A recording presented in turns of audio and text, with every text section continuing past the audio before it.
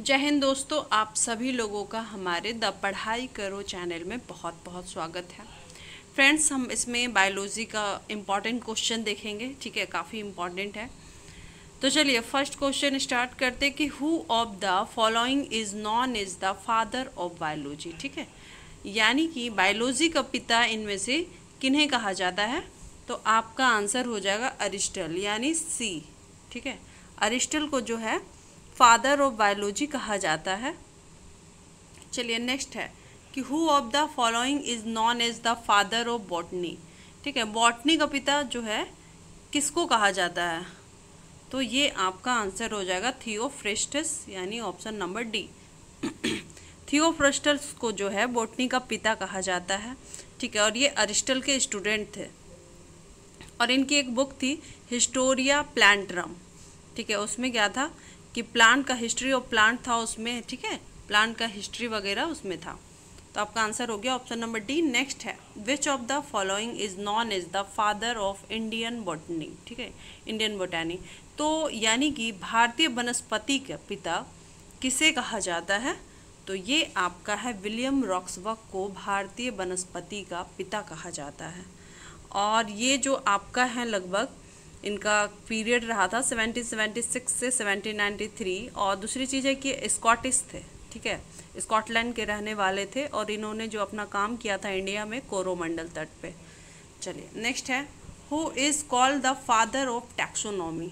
ठीक है, यानी टैक्सोनॉमी का जो पिता है उन्हें किसे कहा जाता है। तो टैक्सोनॉमी का पिता आपको कैरोलस लीनियस को कहा जाता है। ठीक है, कैरोलस लीनियस जो है ये भी एक स्वीडिश के थे। ये स्वीडिश का बोटानिस्ट थे, प्लस वो फिजिशियन भी थे और उसके साथ ही नॉमेनक्लेचर वगैरह जो है जूलॉजी का भी काम करते थे, जिसमें इनका सबसे फेवरेट रहा था पेड़ पौधा का जो वनस्पति का वर्गीकरण किए थे बाइनोमियल नॉमेनक्लेचर। ठीक है, तो ये रहा था। तो आंसर हो गया आपका कैरोलस लीनियस। ठीक है, नेक्स्ट है आपका कि the Indian botanical garden is located at. ठीक है, यानी भारतीय वनस्पति जो गार्डन है वो कहाँ पे लोकेट है, कहाँ पर है, अवस्थित है। तो 5th नंबर का आपका आंसर हो जाएगा कोलकाता। ठीक है, कोलकाता में से इस्टेब्लिश किया गया था, इसका स्थापना किया गया था 1787 में। कौन किए थे तो अगर बात की जाए तो लेफ्टिनेंट कर्नल रॉबर्ट काइड वो किए थे। ठीक है, और अभी जो 1950 के बाद जो है इसका नाम हो गया, पहले नाम था बोटानिकल गार्डन, अब हो गया इंडियन बोटानिकल गार्डन। तो चलिए नेक्स्ट है आपका 6 नंबर कि the study of annual rings is called. ठीक है, यानी जो साल भर में जो रिंग हो जाता है पेड़ पौधा में, या फिर के जो गोलाकार वलयाकार जो कहेंगे है ना, वर्ष भर का जो वलयाकार है वो किस अध्ययन के अंदर आता है। तो ये आपका आंसर हो जाएगा डेंड्रोक्रोनोलॉजी। ठीक है, डेंड्रोक्रोनोलॉजी के अंदर जो है आपका इसमें होता क्या है कि जैसे पेड़ का एज निकालना हो, तो पेड़ का एज निकालने के लिए क्या होता है कि पेड़ पौधा में जितना भी एक साल में जितना वलयाकार वहाँ पर बनता है, उसका जो पेड़ का जो क्या होता है तना जो रहता है वहाँ पर। ठीक है, तो वहाँ पे वही वलयाकार जितना बनेगा उतना यानी पेड़ का एज होगा। तो ये आपका जो डेंड्रोक्रोनोलॉजी में इसी का पढ़ाई होता है। ठीक है, तो चलिए नेक्स्ट क्वेश्चन है कि the study of the internal structure of plant is called. ठीक है, यानी प्लांट के आंतरिक स्ट्रक्चर की जो स्टडी होती है वो किसके अंदर आती है। ठीक है, तो 7 नंबर का आंसर आपका हो जाएगा एनाटॉमी। तो एनाटॉमी में ऐसा नहीं है कि सिर्फ प्लांट का ही अंदर का स्टडी, प्लांट के अंदर की चीज़ों को ही स्टडी करते हैं। इसमें जो है आपका ऑर्गेनिज्म की बात करें तो उसका भी कोई भी ऑर्गेनिज्म हो, चाहे प्लांट हो, एनिमल हो, टिश्यू हो। ठीक है, एनिमल टिश्यू हो, तो ये सब का जो है एनाटॉमी के अंदर आता है। जबकि अगर मॉर्फोलॉजी के बारे में बात की जाए तो आपका मॉर्फोलॉजी में हो जाएगा जो बाहरी फीचर है, प्लांट हो या एनिमल हो, उसके बारे में उसमें अध्ययन होता है मॉर्फोलॉजी में। ठीक है, नेक्स्ट क्वेश्चन है कि the branch of botany under which fungi is studies. ठीक है, यानी वनस्पति विज्ञान की वह शाखा जिसके अंदर कवकों का अध्ययन कहा जाता है।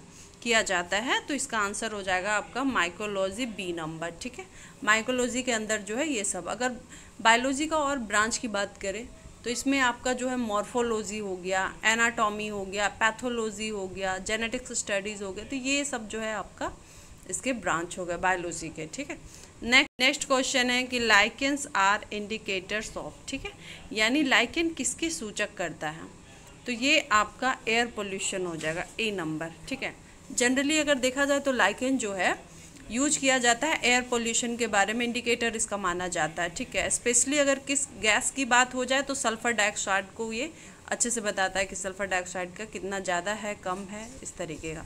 ठीक है, तो इसके हैबिट में चेंज होता है, लाइकेन के हैबिट में चेंज होता है, तो उससे हमें पता चल जाता है कि एयर पोल्यूशन ज़्यादा है, कम है या मीडियम में है। ठीक है, अगर लाइकेन्स अगर अच्छी तरीके से उग रहे हैं, ठीक है, अच्छे तरीके से आपका बड़ा हो रहे हैं, तो समझिए कि उसका जो झाड़ी है अच्छे तरीके से हो रहा है, झाड़ीदार हो रहा है, तो वो है कि भाई एयर पोल्यूशन जो है साफ़ है। ठीक है, एयर पोल्यूशन यानी वो क्लियर है, अच्छा पोजीशन पे है। अगर वो क्रस्टी टाइप में हो रहे हैं तो उसको ये समझना है कि उसका जो एयर पोल्यूशन का लेवल है वो काफ़ी हाई है। ठीक है, और वहीं अगर पत्ता वाला लाइकेन अगर हो रहा है तो इसका मतलब, अगर पत्ता वाला लाइकेन ग्रो कर रहा है तो इसका मतलब ये हो गया कि एयर पोल्यूशन जो है मीडियम है। तो आपका आंसर हो गया। नेक्स्ट है कि the bio fertiliser used for the paddy crops is. ठीक है, तो पैडी क्रॉप्स में अगर हम बात करें तो ब्लू ग्रीन अलगी जो है ऑलमोस्ट आपका यूज होता है बायो फर्टिलाइज़र में। ठीक है, यानी बायो फर्टिलाइज़र यानी कि जैव खाद जिसको कहते हैं, तो जैव खाद जो है धान की खेती में इसको यूज किया जाता है, तो बायो फर्टिलाइज़र। तो ये किसमें, तो ब्लू ग्रीन अलगी को उसको यूज किया जाता है। ठीक है, अगर ब्लू ग्रीन अलगी की बात करें तो इसमें आपका साइनोबैक्टीरिया आ जाएगा, एनाबेना आ जाएगा, नॉस्टक आ जाएगा। ठीक है, और टोलीपोथ्रिक्स आ जाएगा। अगर एनाबीना बात किया जाए तो एनाबीना एसोसिएट होता है किसके साथ, एजोला के साथ।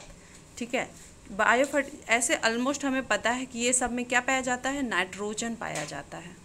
ठीक है, तो ये आपका आंसर हो गया। नेक्स्ट है कि the unicellular algae use to supply and regulate the oxygen in space program is.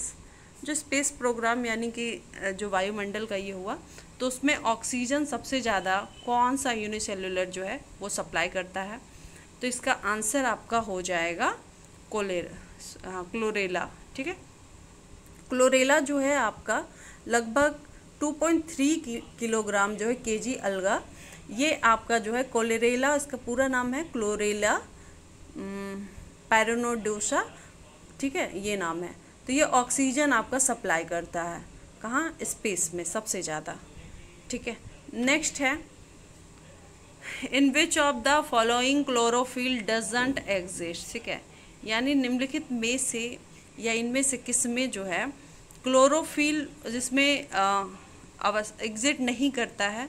ठीक है, तो इसका आंसर हो जाएगा आपका फंगी। फंगी में जो है क्लोरोफिल नहीं पाया जाता है।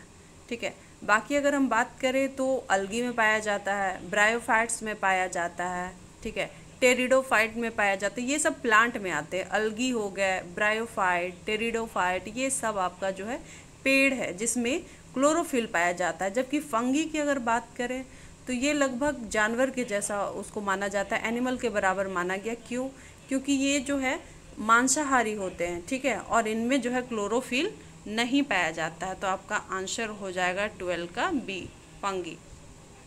नेक्स्ट है कि the red colour of the Red Sea is due to the presence of. ठीक है, यानी कि जो लाल सागर है उसमें लाल जो इसका कलर है वो किस चीज़ के प्रेजेंस से, किस चीज़ की उपस्थिति से ऐसा होता है, तो इसका आंसर आपका हो जाएगा अलगी की वजह से होता है। ठीक है, तो अलगी की वजह से कौन सा अलगी है, तो अलगी की अगर बात करें तो ये आपका सबसे पहली बात तो रेड सी का अगर लोकेशन देखें तो ये आपका इंडियन ओशन का पहली बात पार्ट हो गया।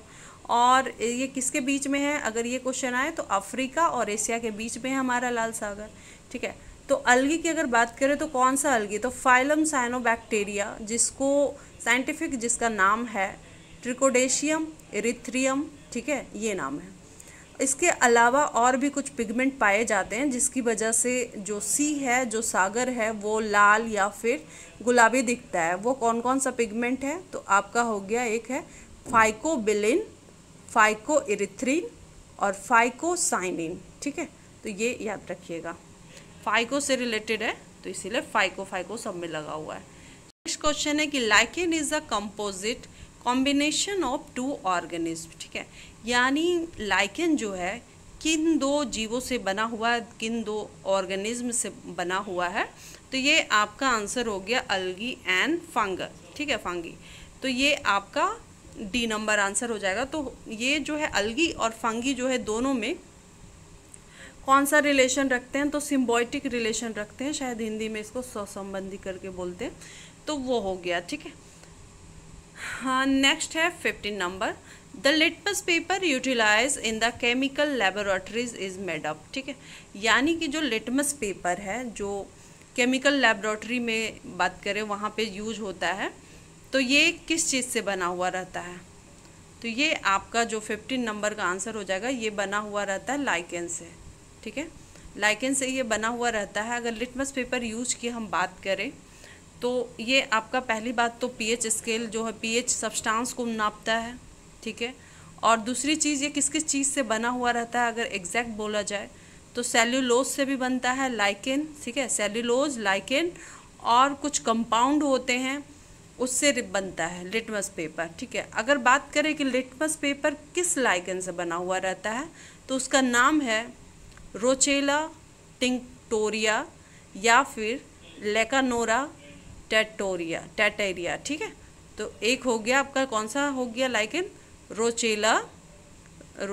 रोचेला टिंक्टोरिया और लेकानोरा टेटेरिया। ठीक है, ये हो गया। चलिए नेक्स्ट है, अब हम देखेंगे 16 नंबर क्वेश्चन कि commercial agar is obtained from. ठीक है, तो यानी जो एक कमर्शियल तत्व है एगर, तो ये किससे प्राप्त होता है?